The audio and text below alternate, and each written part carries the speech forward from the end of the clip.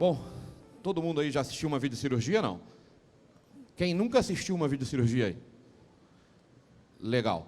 Uma videocirurgia, quando você... hoje em dia, a gente olha para os procedimentos diagnósticos e cada vez mais, tanto o diagnóstico quanto a terapia, estão partindo para o minimamente invasivo, né? Então, a videolaparoscopia é a maneira menos agressiva de a gente resolver ou realmente tratar lesões. Então, hoje a gente levantou alguns números e o Brasil ainda precisa evoluir muito realmente nesse campo. A gente tem aí os países lá na Alemanha, Inglaterra, Austrália. Em média, eles fazem 85% dos procedimentos possíveis por videocirurgia e no Brasil apenas 19% dos procedimentos possíveis são feitos. Então, a gente realmente precisa disseminar bastante a técnica, os cirurgiões precisam criar cursos e a Confiance Medical sempre pensa dessa forma, né? A maneira da gente ampliar o acesso à videocirurgia para toda a nossa população. E aí o primeiro problema que aparece quando a gente vai falar de videocirurgia... Não passou. Não está passando aqui? Foi. Bom, aí depois, na apresentação, vocês vão ter ali meus contatos e meu currículo. Eu estou nesse mercado há bastante tempo, trabalhei já também com endoscopia flexível, como o Sérgio, e sempre trabalhei na área de videocirurgia. Estamos aí, hoje, com a Confiance Medical, trazendo algumas tecnologias para vocês. Então, o grande problema que a gente tem no nosso mercado, para começar, é uma coisa que a gente não tinha nem estar perdendo tempo, mas é falar que o nosso mercado ele é muito impactado por equipamentos de contrabando e uma prática errada de alguns médicos, alguns fornecedores, de não trabalhar com equipamentos com Anvisa. Então, vocês que são de engenharia clínica têm que ter essa atenção, porque quando você entra no equipamento, seja para uma demonstração no seu hospital, se aquele equipamento não tem um registro Anvisa, ou ele não está adequado com as normas da Anvisa, inclusive com o Código Penal, na verdade, você, como engenheiro clínico, também tem uma responsabilidade e pode ser chamado a responder caso a gente tenha algum problema jurídico na instituição. Então, não é bom perder tempo com isso, mas é bom que todo mundo saiba que até mesmo na nossa lei penal já prevê algumas sanções no caso de uso de produtos sem registro. Então, é uma coisa que a gente tem que combater sempre no dia a dia, tá? Quando a gente fala de sistema de videocirurgia, a gente está falando de sistema. E quando a gente fala de sistema, o sistema é uma frase que eu gosto muito, que é o seguinte: uma corrente ela é tão forte quanto o seu elo mais fraco. Não adianta você pensar em sistema e ter uma excelente microcâmera, um excelente monitor e ter uma ótica ruim. Não adianta você ter uma ótica excelente, um cabo de fibra excelente, se a sua câmera é ruim. Não adianta você ter...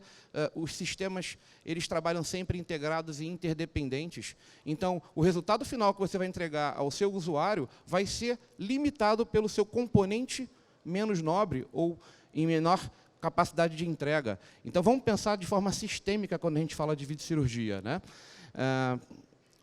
Também não podemos deixar de falar sobre a questão de manuseio, né? A gente lá na Confiance Medical brinca que existem problemas de hardware, existem problemas de software e existem problemas de peopleware, né? Então, isso é comum, a gente trabalha muito na questão da educação, treinamento, então sempre exige nos seus fornecedores que eles entreguem não só tecnologia, mas que também levem a vocês serviço de educação, porque, afinal de contas, o time de enfermagem, a mesma equipe cirúrgicas, elas rodam, elas entram no hospital, amanhã elas saem, daqui a pouco entra uma nova equipe, e a necessidade de treinamento é constante. Então, tem certas coisas que a gente pode evitar, ou seja, simplesmente orientando os profissionais de como que manuseiam de forma correta a nossa tecnologia, certo? Então, próximo item aqui, compatibilidade tecnológica. A gente tem sempre que observar no sistema de videocirurgia, né? O sistema de videocirurgia ele é composto por monitor, câmera, fonte de luz e ótica e cabo de fibra ótica, ou seja, a imagem depende desses equipamentos todos sistemicamente. E a gente tem que entender hoje de tecnologia, porque a gente tem a tecnologia analógica ainda no mercado instalada, a gente tem tecnologia digital Full HD e a gente tem tecnologia digital de 4K. Então, eu tenho que garantir que o meu sistema de videocirurgia seja todo compatível. Se o meu monitor é 4K, eu tenho que ter uma câmera 4K e eu também tenho que ter uma ótica 4K. Porque a gente, às vezes, tem a dúvida de mas a ótica não é eletrônica. Por que uma ótica tem resolução? Por conta da cristalinidade das lentes, pessoal. A capacidade daquela lente de transmitir luz numa quantidade de pixels que chegue à resolução de 4K.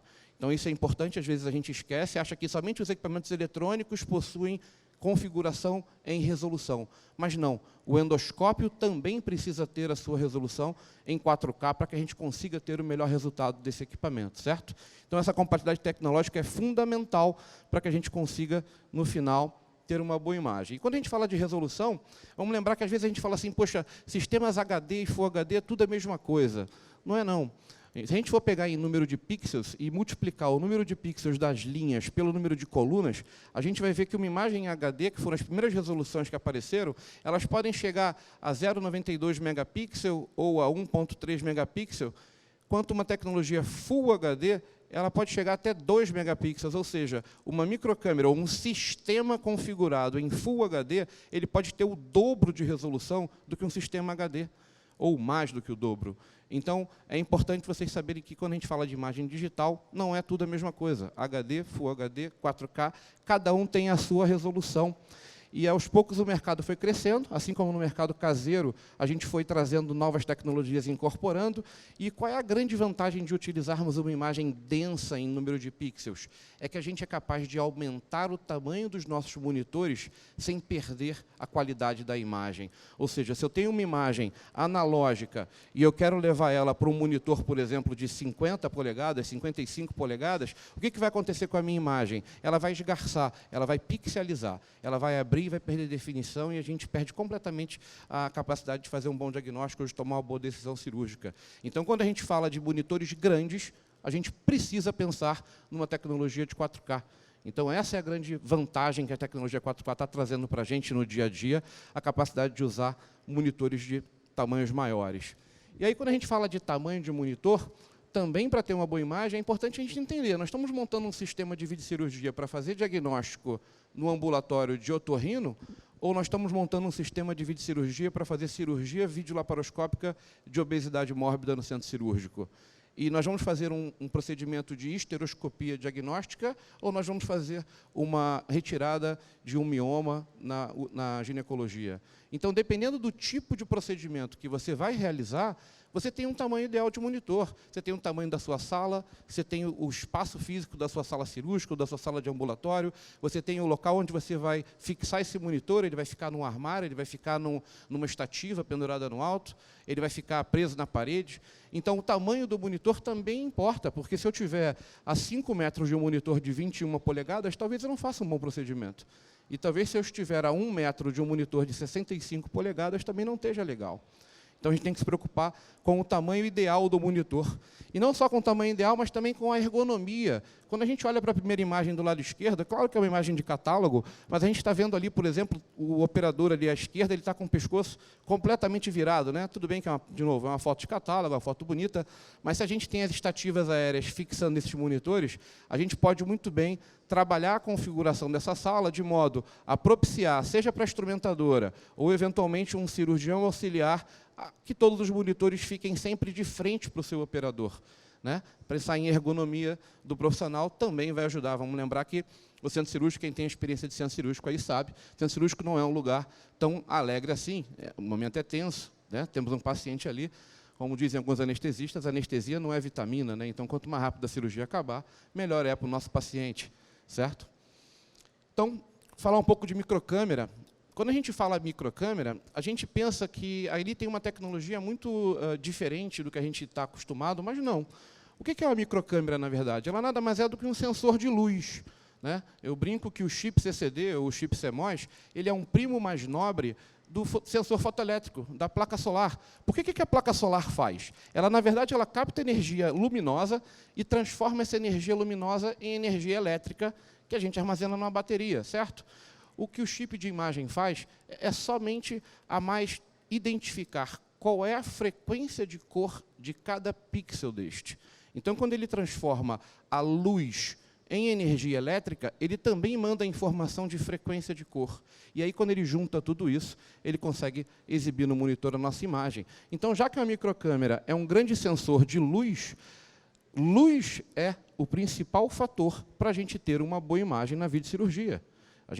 É muito comum, você chega dentro do centro cirúrgico, todo mundo, eu tenho uma câmera que a imagem está ruim, o pessoal vai lá e, pô, vou regular o monitor, vou mexer no monitor, eu vou mexer na regulagem da câmera. Não, às vezes o seu problema não é no monitor, não é na câmera, e sim na sua falta de capacidade de iluminar a anatomia.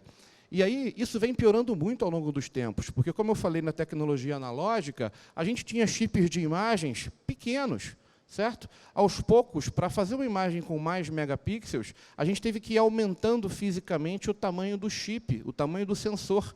E, ao aumentar o tamanho do sensor, a gente precisa de mais luz.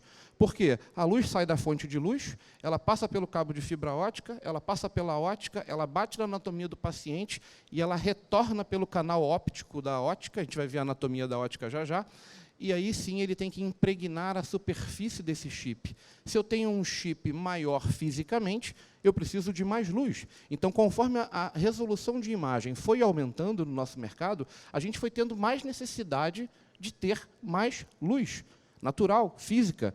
E aqui a gente tem aqui alguns chips e tamanhos físicos diferentes sendo representados, né? E aí, quando a gente também aumenta o tamanho do chip, a gente traz uma característica que vem do mercado de fotografia. Eu não sei se alguém aqui já fez algum curso de fotografia, alguém conhece de fotografia aí na plateia? Ah, temos um fotógrafo aqui, o Silvio. Silvio é um fotógrafo. Pois é, Silvio, você vai lembrar que quando a gente faz a regulagem da fotografia, nós temos um diafragma que a gente consegue regular a abertura dele, ou seja, a abertura de luz que vai entrar no meu filme, né? Lá atrás era filme, hoje é chip também. Mas na fotografia normal, você consegue regular o tamanho dessa entrada de luz com um pequeno ajuste. Na microcâmera, não. É como se a gente tivesse, ao aumentar o tamanho do chip da nossa microcâmera, a gente está aumentando a entrada de luz. E qual é a característica que está acontecendo hoje? Aí é uma questão tecnológica, não tem marca, não tem tipo de equipamento. Todas as marcas hoje, é uma questão inerente à tecnologia 4K, por exemplo. Quando a gente tem uma abertura pequena, nós regulamos a distância focal, certo? No passarinho aqui, e a gente tem um range que se chama profundidade de campo. A profundidade de campo, na verdade, é a área útil da imagem que tem foco. O que está fora dessa área já está sem foco. Conforme eu vou aumentando o tamanho do meu chip, eu vou diminuindo a minha área útil de foco.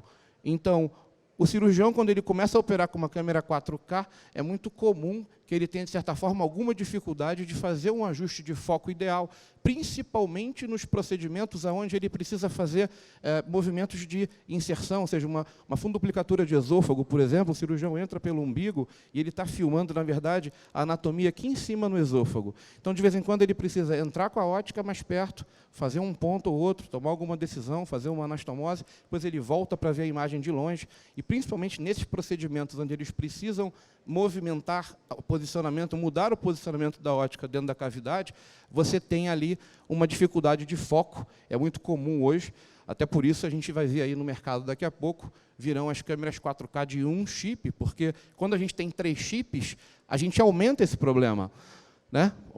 Todo mundo aí, não sei se já viu, mas a câmera de 3 chips e de um chip, a gente costuma diferenciar elas pelo tamanho da cabeça, né? A gente olha a cabeça da câmera de um chip, ela é uma cabeça pequena, né? A cabeça da câmera de 3 chips já é uma cabeça um pouco maior, mas por quê?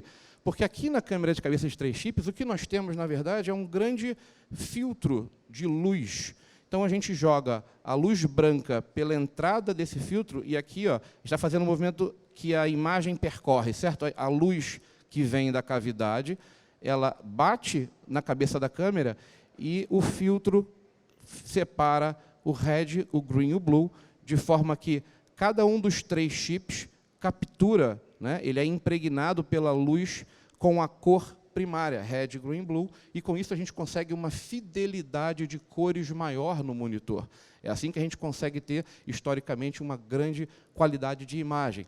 Só que quando a gente tem 3 chips de imagem 4K, a gente aumentou mais ainda aquela abertura de diafragma e a gente teve mais problema ainda de campo de visão. Então, a gente precisa conscientizar o cirurgião de que ele precisa trabalhar com um foco muito bem preciso e orientar ele a fazer, durante o procedimento dele, o ajuste correto. Bom, ok até aí, galera? Está muito rápido ou não? Então, vamos lá. E aí, quando a gente fala de microcâmera também, a gente tem que lembrar que na videocirurgia, a videocirurgia é aplicada em várias especialidades. E cada especialidade é um estúdio diferente. Ou seja, se eu vou entrar no abdômen, eu tenho uma anatomia insuflada com meio gasoso, uma anatomia vermelha e uma cavidade grande. Aí eu saio de uma cirurgia abdominal e entro numa cirurgia ortopédica de ombro. Já temos uma anatomia pequena, branca e insuflada com meio líquido, né? A reflexão luminosa dentro da cavidade com meio líquido é diferente, a refração luminosa com meio gasoso. Então, a cada momento que você troca de especialidade, você troca de necessidade de regulagem. Então, a maioria das microcâmeras, eu posso dizer, talvez todas as microcâmeras modernas, elas têm a possibilidade de você configurar qual é o procedimento que eu vou realizar naquele momento. E uma vez que a gente entre com um procedimento errado, configurado de modo errada, a gente pode ter problema de luz. Imagina, a gente tem uma regulagem para ortopedia, branco, eu preciso de pouco branco, eu chego no abdômen, eu preciso de mais branco. Então, a cada procedimento que você vai entrar, você precisa realmente ajustar qual é a especialidade que eu vou usar. E muitas vezes, percebam, essa imagem de cima é a mesma cirurgia minutos depois, aqui embaixo. Ou seja, na hora que eu manipulei na cirurgia abdominal, é muito comum, principalmente nas cirurgias pélvicas aqui embaixo, é muito comum você ter muito sangramento. E o sangramento, o sangue vermelho, rouba a luz da cavidade e faz com que você tenha mais ainda necessidade de ter mais luz. Então, a configuração de especialidade vai ajudar você a dizer para a câmera, estou entrando numa anatomia vermelha, insuflada com CO2 e uma anatomia grande, ou não. E aí você tem ali a capacidade de cirurgia geral, artroscopia, ginecologia, certo? Então, é comum, né? Europa, Estados Unidos, os caras compram 5 sistemas para cirurgia geral, 10 sistemas para bariátrica, para gastro, 3 sistemas para gineco, você regula o equipamento para aquela especialidade e acabou. No Brasil não, né, gente? No Brasil a gente tem um sistema que faz procedimento de todas as especialidades, né? Então, o mercado mais sensível a preço é um mercado que a gente precisa ter mais preocupação com essa questão de configuração de especialidade. E outra questão também é muito comum, toda microcâmera tem uma regulagem de reset da microcâmera, né? Aí, nesse ponto, a Confiance tem um recurso exclusivo, que é o reset de monitor, ou seja, a nossa câmera ela reseta não só as configurações de fábrica dela, como também traz a configurações de fábrica o seu monitor, porque, como eu falei, você entra dentro de uma sala de videocirurgia, a imagem está ruim, qual é a primeira coisa que o pessoal faz? Vai mexer no monitor. E o problema não é monitor, o problema é luz. Então, é comum que você tenha, nas salas cirúrgicas, uma manipulação excessiva das configurações de monitor e de microcâmera, e aí, quando a próxima equipe vem para operar, essa imagem está toda bagunçada. Então, o reset de câmera e o reset de monitor são fundamentais para que a gente consiga garantir uma boa imagem. Ainda falando de imagem, quando a gente vai começar uma videocirurgia, qual é a grande diferença de uma microcâmera cirúrgica para uma microcâmera normal? Quando você pega o seu celular e começa a filmar aqui a sala, vocês já perceberam que, às vezes, o celular ele muda a tonalidade de cores que ele está filmando? Bate uma luz, né? Pois é, na videocirurgia a gente não pode ter isto. O celular da gente, a microcâmera que a gente filma festas e casamentos, ele tem um white balance automático. Ele está sempre preocupado em ajustar a melhor luz ao ambiente que você está filmando. Na videocirurgia você não pode ter isso. Por quê? Porque a anatomia ela é de uma cor única. Então, a referência anatômica bibliográfica que o cirurgião tem precisa ser respeitada. Então, quando ele olha uma anatomia, quando ele olha um vermelho, ele olha um amarelo, ele tem que ver o amarelo e o vermelho que está no livro dele. Ou seja, aquilo atrapalha ele a tomar decisões. Ele toma decisões de anastomose, de corte, de sutura, de alguma terapia baseado na cor que ele está enxergando.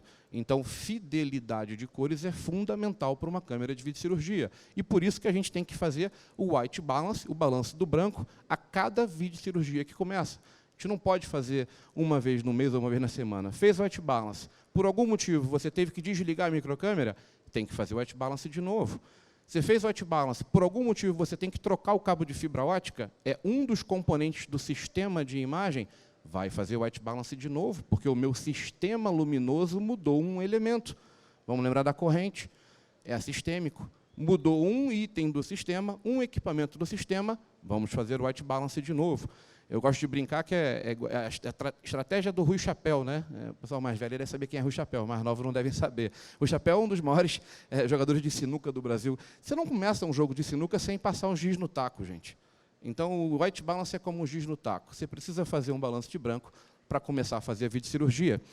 A gente tem que se preocupar também com o tipo de endoscópio que você vai usar, porque os endoscópios flexíveis de fibra, eles trazem um efeito Moiré. O que é o efeito Moiré? O efeito Moiré, um francês descobriu que quando você faz uma interposição de linhas, você tem um efeito de ondas da imagem. O que a gente tem aqui? A gente tem um quadrado de listras vermelhas parado no fundo e um quadrado de linhas verdes sendo movimentado em cima.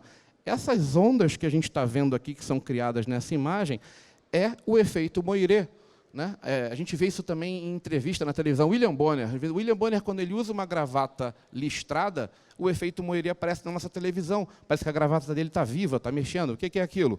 Aquilo são a interposição de linhas do chip da câmera de imagem que está filmando ele em cima das linhas da gravata dele. Então, o efeito Moiré é um efeito que acontece em vários. Você vai escanear uma revista, você vai fazer qualquer tipo de sobreposição de linhas, você pode ter o efeito Moiré. E como é que você evita o efeito Moiré?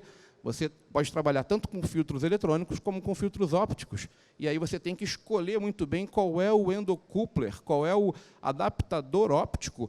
O adaptador óptico da videocirurgia, ele está... Milky, por favor.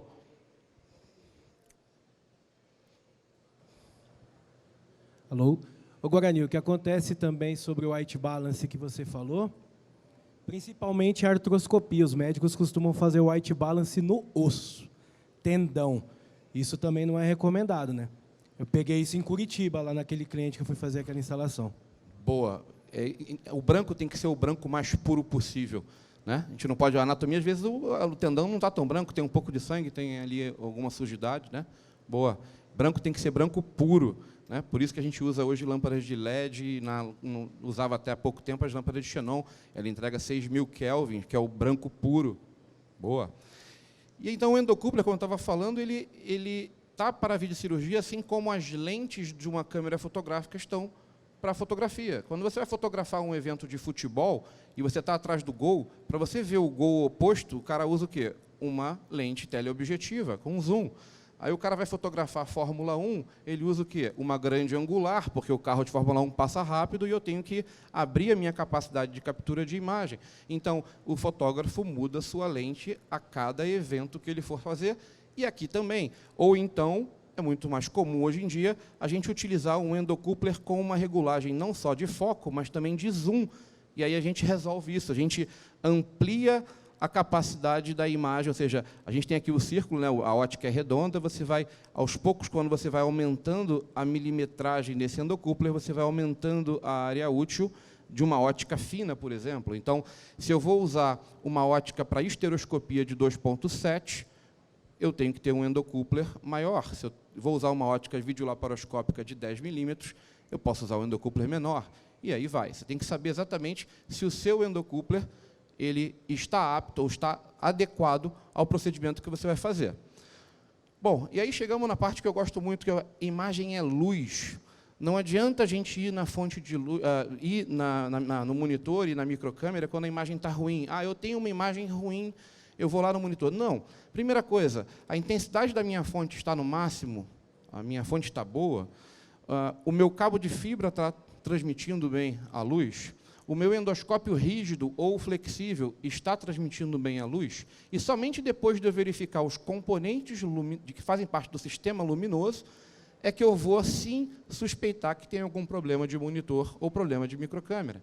E, como eu falei, não é o comum. Você vê uma imagem ruim, a equipe do centro cirúrgico vai logo para cima do monitor, mexer na regulagem. E aí mexe no monitor, mexe na câmera, depois se desconfia do cabo de fibra, que talvez fosse o vilão, aí bota um cabo de fibra bom e a imagem continua ruim, porque agora o monitor está descalibrado, já não é mais o problema inicial. Você criou um outro problema em cima daquele problema que você já tinha. Então, o correto é você sempre identificar primeiro o seu sistema luminoso. E o sistema luminoso ele traz pegadinhas. Por quê? Porque nós estamos num momento mercadológico, nós ainda não temos nenhum tipo de norma internacional. Você pega um engenheiro clínico, um profissional de uma indústria que vai fazer uma vistoria num carrinho de anestesia, você tem alguns parâmetros que você mede, você sabe quais são as normalidades de cada um daqueles parâmetros, você tem instrumentos de medidas fantásticos que te dizem se você está dentro ou fora daquele parâmetro, e na videocirurgia esses parâmetros não existem, nem para luz, nem para imagem. Agora, recentemente, a gente tem uma norma de insuflador, mas ela ainda é questionada, ela ainda tem aí que amadurecer em alguns pontos. Então, como a gente não tem norma, já existem aí algumas iniciativas, então a gente tem aí uma empresa na Holanda que está fazendo alguns sistemas interessantes, a gente tem até empresas nacionais já desenvolvendo alguns sensores para poder verificar, porque quando o cabo de fibra ótica quebra, ele começa a perder pontos, né? A fibra ótica, todo mundo sabe como é que ela é feita, são feixes, né? A fibra ótica ela tem o revestimento de silicone que protege ela para que ele seja imersível, você tem uma malha que protege contra quebras, nas extremidades você ainda tem uma mola que protege, mas aqui na ponta do cabo de fibra, ou seja, o miolo do cabo de fibra, ele, na verdade, são microcanudos de vidro, vamos chamar assim. Né? Ele está ali transmitindo luz. Então, quando você manipula errado, ou no próprio manuseio, no próprio uso do dia a dia, você vai perdendo capacidade de transmissão luminosa, e quando a gente perde capacidade de transmissão luminosa do cabo, vocês já sabem, impacta diretamente lá na luz, que não vai impregnar direito a superfície do chip, certo? E no endoscópio rígido, a mesma coisa. O que acontece aqui? A luz, na verdade, ela entra pelo conector de fibra ótica e é transmitido até a ponta que vai iluminar a cavidade. Na volta, essa luz ela reflete... Opa!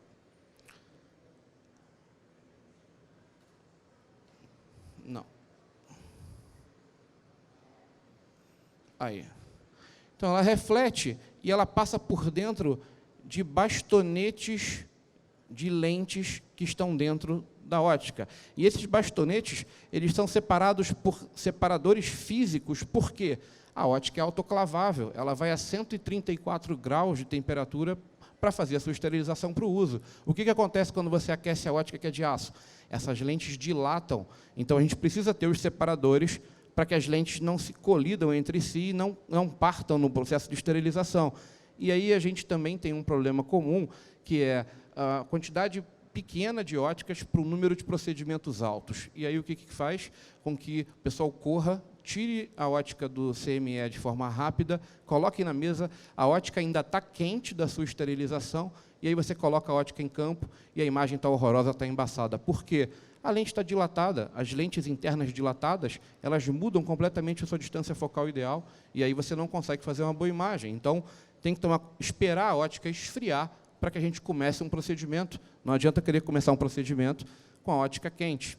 E assim como eu falei do cabo de fibra, também a ótica não tem hoje ainda uma norma específica para a gente conseguir gerar parâmetros e medir esses parâmetros. Então, existem iniciativas aí pelo mundo de trazer uma maneira de avaliação, mas tudo isso ainda está no campo da pesquisa, certo? Então, acho que a gente vai evoluir muito ainda nesse campo para que a gente tenha ainda a capacidade de fazer o que o pessoal de anestesia ou de monitores multiparamétricos faz hoje. Hoje, a Fluke, né, um grande fabricante mundial de instrumentos de medida, já tem equipamentos medidores de parâmetros de equipamentos médicos. Espero eu um dia que isso esteja pacificado e a gente tenha na norma exatamente qual é as características ou especificações que a gente vai ter que ir atrás. Bom, e aí, quando a gente fala de videocirurgia e de imagem, apesar do insuflador não fazer parte do sistema de luz e nem do sistema de imagem, nós temos que entender o ambiente, como é que ele funciona. Na videocirurgia, a gente entra com a ótica na cavidade abdominal, perfeito? Essa ótica está aqui em cima da mesa, esperando o paciente ser preparado, 10, 20 minutos. O que acontece com a ótica? Ela, na verdade, absorve a temperatura da sala. A sala cirúrgica é uma sala gelada, é uma sala de 20, 18, 15 graus. Quando essa ótica gelada entra na cavidade e aqui dentro você também tem um CO2 sendo insuflado mais ou menos nessa temperatura de 20, 22 graus. Quando ela chega perto da anatomia do paciente que está a 37 graus, o que acontece com a imagem? A imagem embaça. E é toda videocirurgia, nos 2, 3 primeiros minutos de cirurgia, você tem imagem embaçada. E como é que você faz?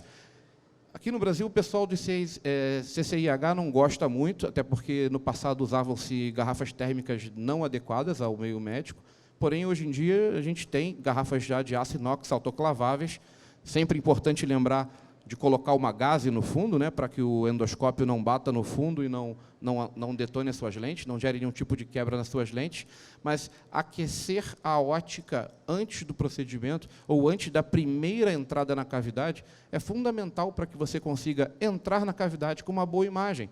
Então, muitos médicos, mas muitas cirurgias, já assisti muitas cirurgias, o pessoal não se preocupa com isso, ou acha que a ótica está quebrada, acha que a câmera está ruim, ou acha que o sistema está com algum defeito, mas não, é simplesmente um efeito físico de temperatura.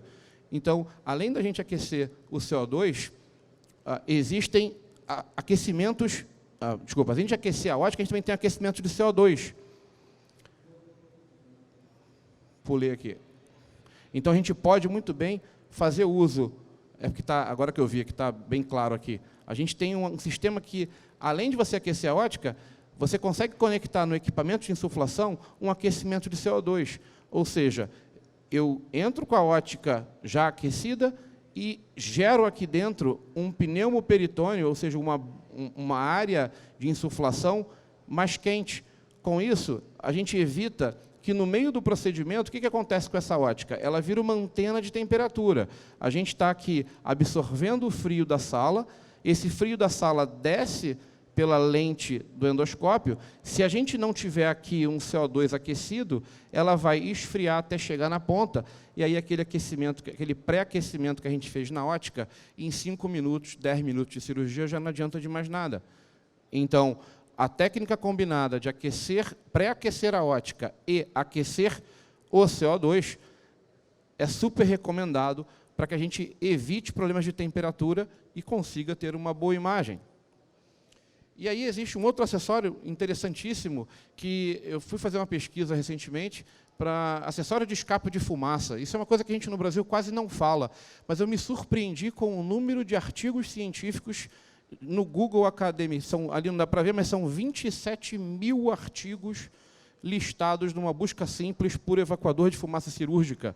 E, no meio da pandemia, isso foi um tema bastante discutido, bastante debatido, porque não se sabia se o Covid ele era possivelmente transmissível ou não pela fumaça cirúrgica, porque existem estudos que já comprovam que o HPV, por exemplo, ele consegue contaminar, e que já houve casos de contaminação de equipe cirúrgica do HPV do paciente para a equipe cirúrgica, porque ele conseguiu se manter ativo através da fumaça cirúrgica. Isso já está comprovado. E existe uma dúvida enorme de quais outros vírus ou quais outras mazelas a gente pode ter com a fumaça cirúrgica.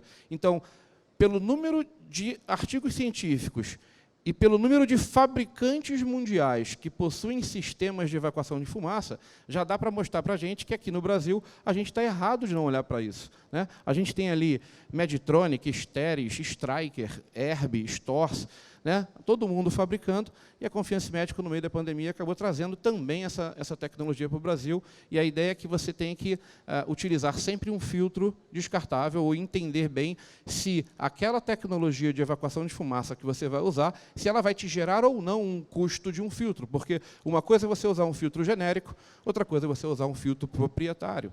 Então, algumas marcas preferem te obrigar a usar um filtro proprietário, outras marcas preferem te deixar livre para usar o filtro que você quiser. E quando você aspira a fumaça da cavidade abdominal, naturalmente, você melhora a qualidade de imagem, porque aquela fumaça está ali atrapalhando a imagem de ser formada, certo? Então, só para resumir tudo que eu falei, se a gente conseguir analisar a compatibilidade tecnológica de microcâmera, monitor e ótica, se a gente utilizar o monitor do tamanho adequado à especialidade, se a gente propiciar uma boa ergonomia para a equipe cirúrgica, se a gente configurar bem a especialidade médica que a gente vai usar na microcâmera, se a gente fizer um reset de câmera e monitor, usar o coupler correto, realizar o white balance em toda a cirurgia, verificar a transmissão luminosa de cabo de fibra e ótica frequentemente, utilizar o soro quente no início do procedimento, usar o aquecimento de CO2, usar o escape de fumaça, gente, não tem como não ter uma boa imagem videolaparoscópica. Beleza, pessoal? Parece complicado, mas é um passo a passo bem simples no dia a dia de a gente fazer e mostrar. Caso alguém tenha interesse de conhecer alguma dessas tecnologias, a gente está com o stand aí no evento, a gente pode mostrar algumas coisas aí na prática para vocês depois. Bom, por último, deixar para vocês aí a mensagem de nosso sonho grande. A Confiance sempre trabalhou para acabar com a cicatriz da cirurgia aberta. Então, toda oportunidade que a gente tiver, a gente vai estar aí junto de vocês, ajudando a disseminar a técnica videolaparoscópica, porque, como eu falei no início, apenas 19% dos procedimentos possíveis do Brasil são feitos por vídeo, e a nossa população merece um pouco mais. Obrigado, pessoal. Obrigado, Guarani. Alguma pergunta de alguém? Fica à vontade. Obrigado. Opa, está me escutando? Sim, Beleza. vamos lá. Guarani, na parte da verificação, que você falou, inspeção da ótica e do cabo e da ótica rígida, que departamento você acredita que é o mais responsável por isso? Por que eu pergunto? A FAMA ela tem um equipamento justamente que testa cabo, a taxa de transmissão e o espectro de cores, né? E a gente já está com esse equipamento no Brasil, é da Alemanha, não fabricamos aqui, há alguns anos, e a gente não consegue emplacar, porque a gente acredita que deveria ser implantado no CME, na área de preparo, antes de entrar para a cirurgia, mas muita gente diz que isso é responsabilidade da engenharia clínica fazer isso. E quando a gente apresenta para a engenharia clínica, no final, ninguém quer um equipamento a mais para ter um serviço a mais. E como não é obrigatório por norma, a gente fica sem saber. Na sua opinião, onde você acredita que é o foco desse tipo de equipamento? Obrigado. Imagina, cara, isso é uma grande questão hoje em dia. Em termos de verificação, você tem 2 grandes fabricantes hoje também trabalhando nisso, e eu acredito que você tem que ter duas tecnologias diferentes. Uma tecnologia para o dia a dia, de diagnóstico simples e prático, para o manuseio de alguém com um treinamento bem superficial, que é o caso da enfermagem, que não tem esse treinamento tecnológico, ou nem tem essa necessidade de ter, mas que ele possa fazer, cara, uma simples verificação no dia a dia. Vou ser bem simplório. Luz verde, luz amarela, luz vermelha. Luz verde eu uso, luz amarela eu mando para a engenharia. Luz vermelha eu mando para a engenharia e tento saber o que aconteceu na sala de cirurgia, porque alguém quebrou meu cabo. Então, eu acho que é isso. A gente vai ter que pensar em 2 formas. Uma bem simples para o CME, e aí sim a engenharia ter um equipamento um pouco mais completo para entender, por exemplo, inclusive, se não é uma questão de limpeza de superfície de lente, se não é uma questão de cabo furado. Já acontece quando o cabo de fibra ótica fura, molha e a fibra fica amarelada. Então, será que também não é questão do peopleware? Eu tenho que treinar o meu cirurgião, porque na hora que ele passa o cabo de fibra no campo cirúrgico, ele bota um bacaus para fixar, às vezes esse cara morde o cabo de fibra. Então, o que eu acho é isso. Eu acho que a enfermagem, o CME, deveria ter um sistema bem simples para o dia a dia, para, inclusive, não aumentar o tempo do processo deles muito, e a engenharia deveria ter alguma coisa um pouco mais complexa que pudesse fazer um diagnóstico um pouco mais amplo do que aconteceu e gerar decisões corretivas. Tá? Mas é difícil, tá? Porque é o que você acabou de falar, eu acho que é um problema de comportamento, ninguém quer uma responsabilidade a mais.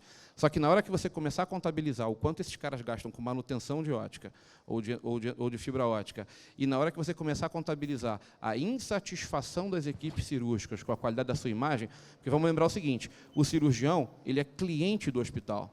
Se ele vem operar no seu hospital e aquela imagem ficou ruim, ele amanhã vai para o hospital do lado, porque a imagem lá é boa. E você, como hospital, instituição, perdeu um grande fator. Talvez perder uma equipe cirúrgica numa situação dessa seja mais caro do que o que ele gasta com manutenção de ótica. Então, tem aí impactos diretos e indiretos, e acho que comprovar esses impactos financeiramente seria talvez o melhor caminho. E aí alguém de cima, o dono do dinheiro, definir de quem é a responsabilidade. Talvez de ambos fosse o mundo ideal, como eu falei aqui. Mas muito boa a sua pergunta, obrigado. Mais alguém?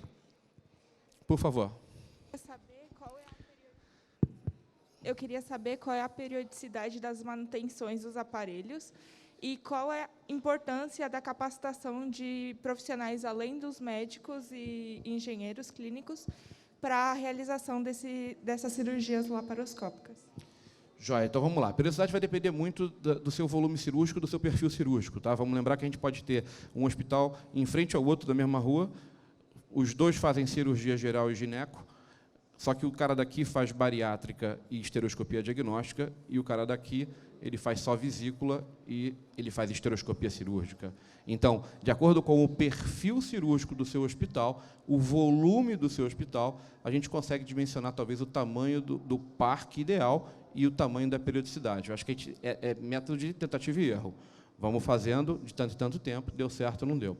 Agora, essa questão de capacitar outros profissionais além da equipe cirúrgica é interessante. Assim, eu não vejo outros profissionais. O que eu vejo acontecendo hoje, inclusive tem um livro de um professor lá de Curitiba, o James Kirchhoff, ele defendendo a ideia de que procedimentos como a vesícula eles devem ser feitos já no ambiente ambulatorial e não mais no ambiente cirúrgico, porque quando você diminui a necessidade de infraestrutura, você leva talvez para hospitais menores e cidades menores a possibilidade da técnica minimamente invasiva.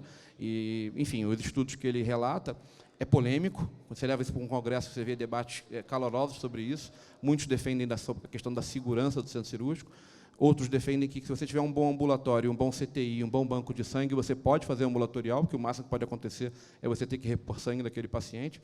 Então, o que eu vejo é isso, é a ideia de deshospitalização. Inclusive, é uma ideia não só na área de cirurgia, mas outros procedimentos aí estão começando a partir para isso. Né? Vai falar? Respondi sua pergunta? Tem mais alguma dúvida? Pessoal, por favor. Quando eu fiz a minha iniciação científica, a gente estudou sobre um termo que versava sobre a indústria 4.0, né? E o que me fez refletir durante essa iniciação era o que eram tecnologias habilitadoras, né? E quando eu vi essa palestra anterior, que ele falava dos olhos do médico, ou dos 1000 olhos do Deep Learning, da inteligência artificial, me veio essa questão da tecnologia habilitadora na cabeça, que é os olhos do médico ou os olhos da inteligência artificial dependem de uma nitidez, de uma sensibilidade de captação, de uma luminosidade, para que os parâmetros tanto do médico quanto os parâmetros da inteligência artificial seja capaz de identificar se aquilo é só um borrão causado por uma imagem, de repente, de má qualidade, ou pela própria questão da nitidez, ou se é uma imagem perfeita, né? Que ele pode constatar através da inteligência artificial, por causa do borrão, que talvez aquilo não tenha aquela cor verde, identificando que é um hiperplásico, ou se tem a cor amarela, identificando que é um neoplásico. Então, o que eu percebi é que todas as tecnologias que você apresentou são tecnologias habilitadoras, tanto para o médico quanto para a inteligência artificial. Total, e tem um campo muito aberto, tá, para a entrada do IoT, né, a internet das coisas, ou seja, quando a gente começar a ter o Deep Learning, o IoT, né, dentro da videocirurgia e na cirurgia, a gente realmente vai ter alguns tratamentos com menos impacto, né?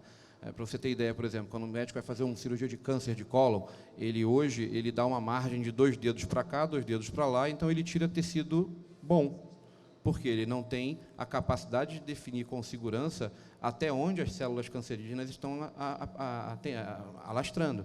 Então, ele acaba tirando o que não deveria tirar. Então, o que eu acho é que tem um espaço enorme de evolução, ainda na videocirurgia, principalmente, para essas questões, cara, muito grande. Estamos só começando.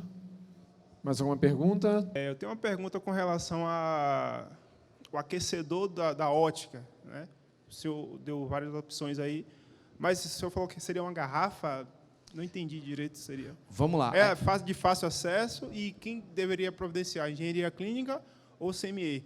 Porque lá onde eu trabalho tem essa questão do ar-condicionado estar muito gelado, o médico põe a ótica na cavidade, aí quando ele tira, aí fica embaçado. Com muita frequência isso. Vamos lá. Para você ter o uso de uma garrafa térmica, você precisa realmente ter uma garrafa térmica de ácido inoxidável puro, ou seja, grau médico registrado na Anvisa. Você não pode colocar dentro de uma mesa de cirurgia algo que não tenha registro da Anvisa. Eu coloquei na apresentação a foto de uma marca chamada Applied, que é a única que eu conheço que tem um produto registrado no Brasil e tem o material.